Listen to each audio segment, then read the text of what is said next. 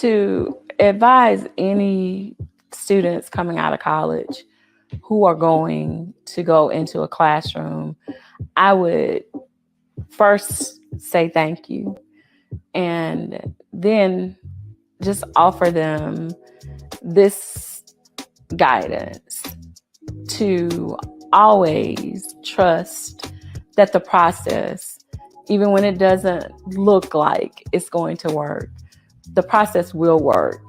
You just have to engage in what it is you are committing to do. And don't be afraid to reach out for the support that you need, because I think that so many of our young educators fall by the wayside because they don't get the support that they need or that they want or that they feel they deserve, and they do. They don't know what to ask for, and they don't know how to ask for certain things because this is brand spanking new for them. So I would encourage that new college graduate to find a school that you are just the right fit for. Build relationships with your team, with your administrators, and rely on those people to help you get through those pivotal points that can become discouraging because you are kind of unsure of what the next thing needs to be. But just to hang in there and trust that the process works if you really engage in and with that process. And just to add to what Dr. Taylor said, I definitely commend any new teacher for following your passion and coming into a wonderful profession. And we welcome all educators. The advice that I would give, or the guidance, would definitely be to make sure that you're not afraid to speak up, and make sure that you're not afraid for your voice to be heard. A lot of times it's really easy to sit in meetings or sit with veteran teachers or educators and feel like they've been doing this forever. They have all of the answers. And a lot of times we do have a lot of the answers, but what we don't have are that fresh set of eyes or that new innovation. And a lot of new teachers have so many new things to offer that we're not even familiar with, but sometimes they are afraid to speak up because they feel like, oh, well, I haven't been doing this long enough, or they don't feel validated. So don't be afraid to speak up. Share your ideas. We need them. We have been doing things for a very long time in education, and we know a lot of the nuances, but your ideas may be something that could solve new problems that we're experiencing, or even old problems. So your voice is just as valuable as anyone else's that's been there for a long time. Don't be afraid to share your thoughts and ideas. I think that's so powerful because you can bring that new energy that might be just what the school needs to get to that next level. Great Saturday, everyone. Good morning, Tammy. Good morning, Shika. Happy Saturday, everybody. Yes, happy Saturday, and welcome to the 101 episodes of the REALL Academy with Create and Educate, and the two doctors here. I'm Dr. Shika Houston, and my trustmate in education, Dr. Tammy Taylor, and I bring you the REALL Academy every Saturday at 10:30. And the reason that we decided to bring this platform forward, we are school turnaround principals. We have improved our schools 2 and 3 report card grade levels in 1 year, with my middle school moving up from an F to average in 1 year, her middle school moving up from unsatisfactory, or is considered to be an F, up to a B in 1 year. So what we understood during that process, it was very challenging. It was very stressful. We decided, based on the things that we did through that process, to place it in the framework that you see on top of the screen so that other leaders, other educators did not have to struggle the way that we did throughout that process. So it makes it very systematic, very succinct, and very possible for other educators to duplicate what we did at their own respective schools. So we are very thankful for our family that joins us every Saturday. Good morning, Principal Kafele. We are glad that you are here. I think I saw that you're here in Charlotte for the upcoming institute that you're having. And Miss Dot McKeever Jeter, good morning. Miss Melissa Jones Chunu, good morning. Dana Trene, who is my colleague, she's in Chicago. Thank you for logging on and good morning. Miss Jasmine Harris out west. Dr. Latoya Dixon, thank you for joining us. Miss September Davon Vance Daniels, we appreciate you joining us. And Miss Deidre Stover, she's out in Alabama. Thank you all for joining us every Saturday.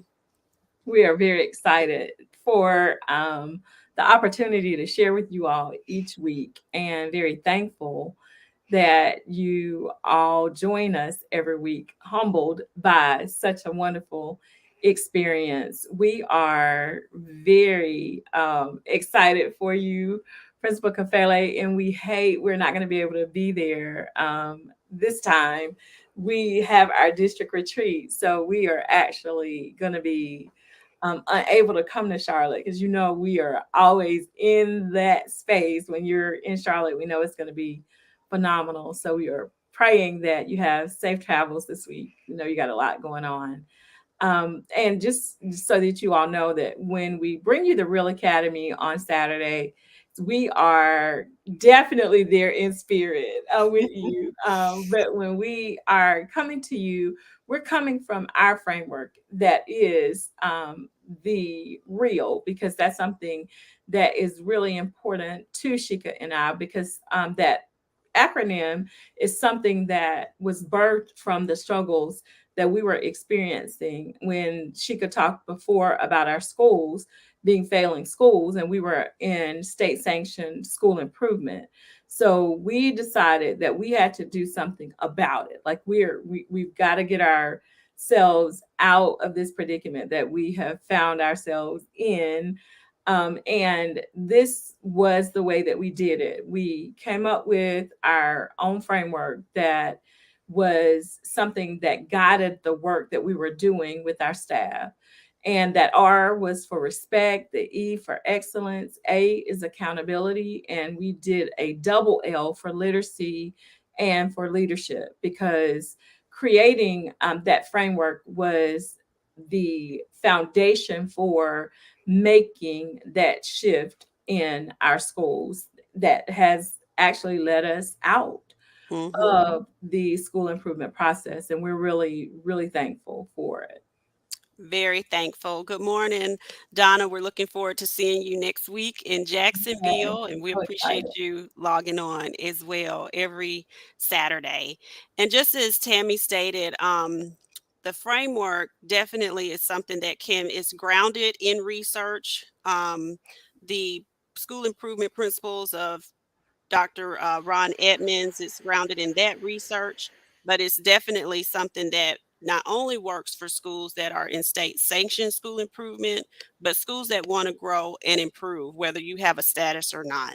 So that brings us to our topic for today. We do this type of work with schools all over. We are actually going to be presenting at several different conferences out of the state that we'll announce at the end. But we do this work with principals, with schools, motivating schools that might need that extra push. So if that's something that you desire, that you need, make sure you go to our website, fill out the form, and we will definitely be in touch with you about working with you as a leader or your school. And if you're logging on with us, please share the feed, get this information out to people who potentially may need it. But our topic for today is leadership retreats. That's something coming up. Some people have had their leadership retreats or they're planning them. So what we wanted to start with is what a leadership retreat is not. because a lot of people get this wrong. We've seen it um, gotten wrong sometimes, and we've heard about it, and this is a time of year we start to see educators posting our funny memes that we post during these back to school meetings, these leadership retreat meetings, because people don't appreciate their time being wasted. And sometimes that's what it feels like when you go into something and you haven't really taken the time to plan it. So what a leadership retreat is not a retreat or meeting that's wrapped up in packaging that says leadership retreat. So we're not just renaming a meeting when you're having a leadership retreat. That's not what it should be. And a lot of times that's what you see. You see a lot of leadership retreats that are really meetings, and we're just calling it something different. And it really kind of sucks the life out of it sometimes for people who, in these times, we really need to start seeing something different happening.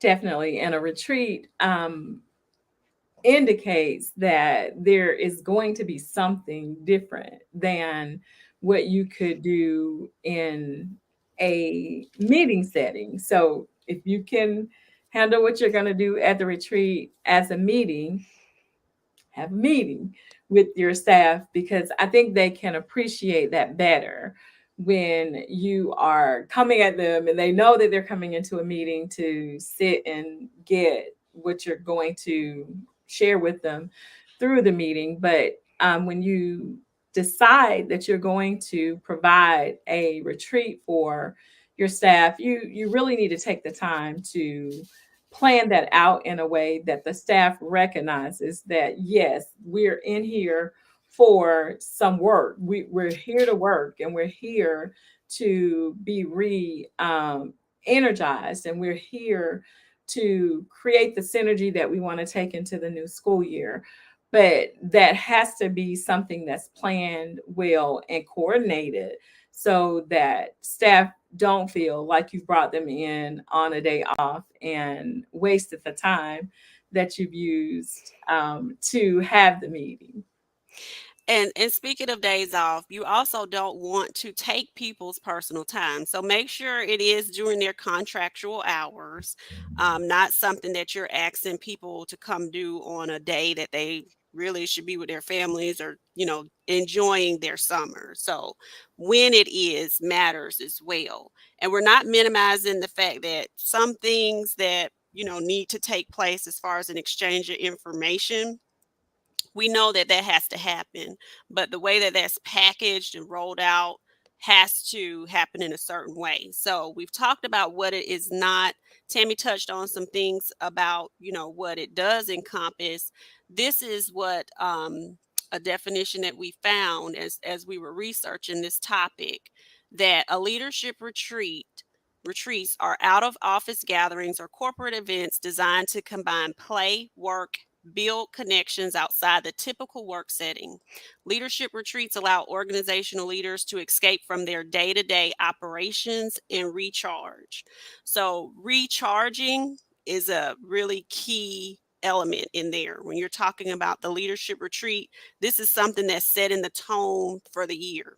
So, if you get it wrong, and that's the tone that you've set for the year, and you basically just suck the life out of the year, that could make the year be really stagnant for your people and your leaders. And your leaders that are in charge of the schools that you are wanting to grow and to elevate and to excel, those are some of the most excited people you want to have starting off, because you want that excitement that they're receiving from your retreat to be extended to the teachers. So that excitement piece is so important. That recharging off campus is a key word, another key word that is in there. But when we unpack this, one of the things that you would want to start with or could start with is a kickoff, leading up to the actual event. So you want to build some anticipation. You can do that through, a drip of emails, exciting emails or text, some save the dates. You want to have a good theme, something that people are excited and building anticipation about, like they can't wait to get there. Almost like you're planning a wedding or a birthday party or something, something people are excited about. You want them to want to be at this event. Definitely. And one thing that is important when you're doing the planning, and Principal Dot McKeever Jeter said, planning is crucial, because when you're planning your agenda, what you want to do is you want to make sure that the agenda that you create is in line with the why for the retreat. Like, what is the purpose? You have to have a purpose for being there, and that why should align with your why. Like, why are you doing the work that you do, which aligns to the school's vision, missions, commitments that you made collectively, whatever ties back to why we're doing this work. One really important uh, aspect of the retreat is a time of reflection. Give the staff that are part of your leadership team the opportunity to spend some time just reflecting on how their why connects with the why that you've outlined for the actual retreat. And as Shika said, that could be thematic, or it could be symbolic of what you are facing as a school. When we were in school improvement, all of our retreats were surrounded around that school improvement process. And that was the work that we were there to do. We were laying out the year and outlining what the year was going to look like, because, again, we were working our way through state sanctioned improvement, which is not an easy thing to do. Now, for me, I think that the time I spent planning and the time I spent making sure that all systems were aligned paid off, and was beneficial, because the staff left with meaning for the year and a sense of synergy, that we're all on the same page. We're all going out. I almost disciple them, and like, go forth, and this is your mission. Like, you have to help me to get this as the thought process of the entire school. So you Mhm. always want to keep in mind what you want the end goal to be, so that when you're out there doing that work, that you're working towards something. And again, not just spinning wheels. And as Shika said before, what you do not want is to send your staff away feeling overwhelmed and depressed from the retreat, because I can't even see my way. What you want to do is um, bring the vigor that makes this the year. Like, we're going into this is the best year yet. And Mhm. I think that the staff appreciates that. Most definitely. And when you mentioned those, that point of reflection, I remember one year you purchased your staff those hand mirrors, just Mhm. like Principal Kafele teaches us about reflecting and having that proverbial mirror, that you gave one to every one of your people that came to the leadership retreat. And I know that they appreciated that time to reflect. And as you're reflecting, it should also be a time to celebrate the successes that you had the previous year, celebrate people, make it a time to celebrate and allow them time to celebrate one another, because sometimes we don't leave that space for authenticity. Right. So allow them to celebrate, because there may be, I'm sure there's several things that happen at a school that we're not aware of because we're not present everywhere. So that time for them to be able to celebrate is important too. And like Miss Dot stated, keep the end in mind is important.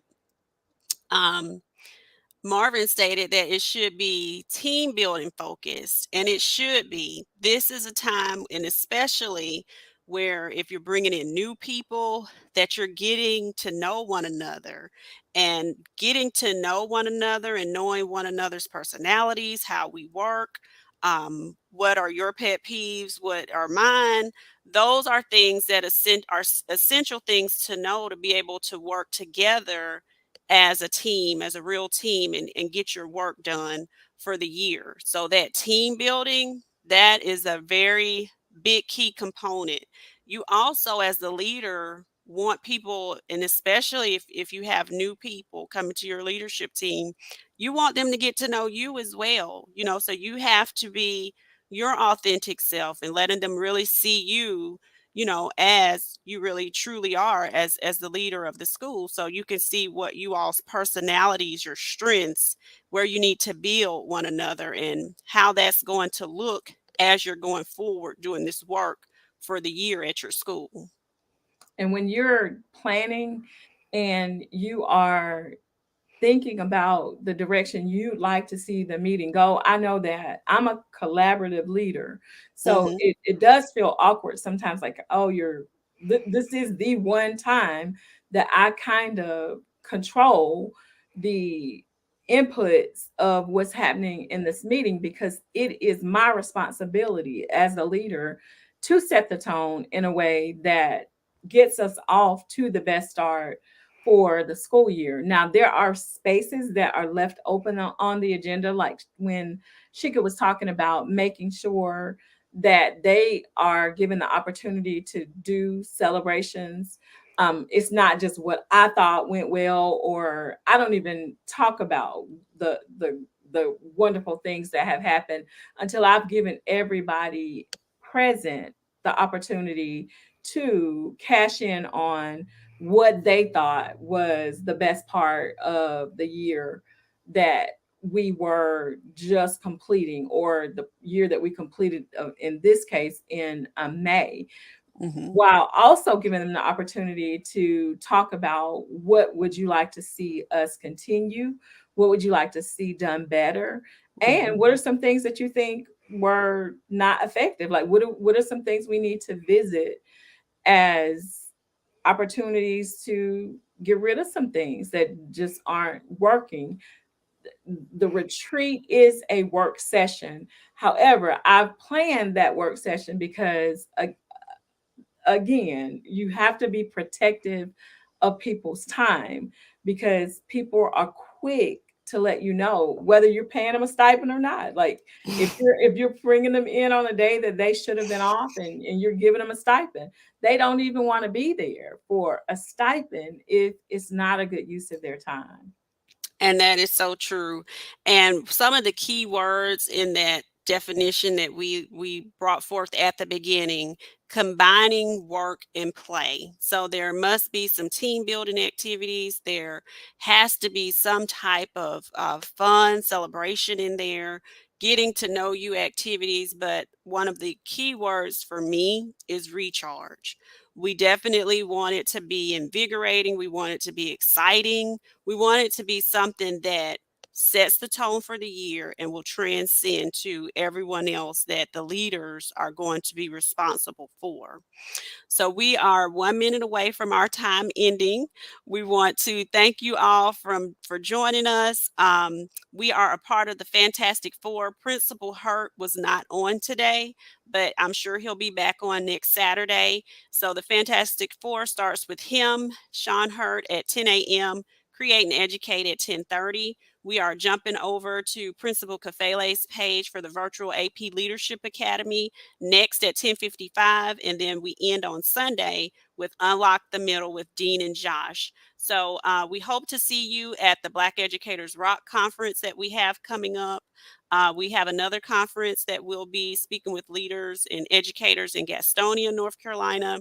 Then we will be at Central Michigan University, as well as a virtual event that will be a part of this year. So thank you all for tuning in, and put in the comments some of the ideas and things that you all have for your leadership retreats, or some things that have gone well in the past, so that we can also collaborate and garner ideas from one another. But thank you Definitely all for joining us, and we look forward to seeing you next Saturday. hear them. Goodness.